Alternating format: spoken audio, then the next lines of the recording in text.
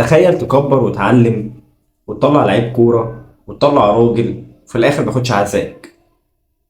أوحش موقف شفته في حياتي من لاعب كورة، أوحش موقف شفته في حياتي للاعب أنا عمري ما هدعمه ولا عمري حتى هقيمه بعد كده. يعني مش عايز أقول اسمه، يعني أيا كانت الظروف، أيا كانت الحالة، أيا كان اللي بيحصل، هو في أغلى من الأب.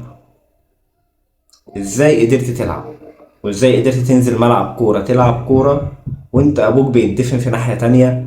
أو يعني طبعا الأمر بيد الله، لكن ازاي قدرت تعملها؟ ازاي؟ صعبة قوي، صعبة قوي قوي قوي، مش متخيلها. تخيلها انت كده، انت في شغلك، فوالدك ربنا يديله طول العمر يعني توفى، فيتصل بيك حد يقولك ما تجيش، احنا تمام، احنا عاملين كل حاجة صح. فانت تقول له خلاص اوكي ماشي، تفضل في شغلك عادي. يعني ايه؟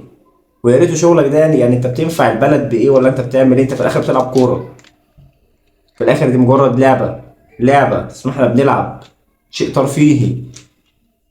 انت بتعملش حاجة يعني خدمة وطنية، انت بتلعب. طبعا موقف وحش جدا، انا من وجهة نظري انا وحش جدا، الله اعلم انت من وجهة نظرك ايه، بس ملهوش مبرر وملهوش تفسير تاني غير ان ده بني ادم واطي. ده تفسير الوحيد، وبقولها علنا كده. واللي بقى اللي بيفكر اي زملكاوي بقى بيتكلم يتكلم، اي اهلاوي يتكلم، ده موقفي اتجاه اللاعب، بني ادم واطي.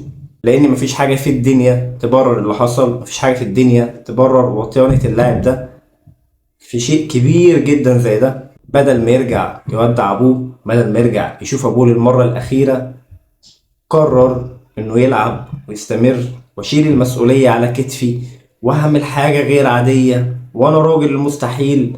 وانت في الاخر بني ادم تافه بتلعب كوره احنا كلنا بنشجعها بنحبها للترفيه. موقف وحش جدا من لاعب وحش جدا.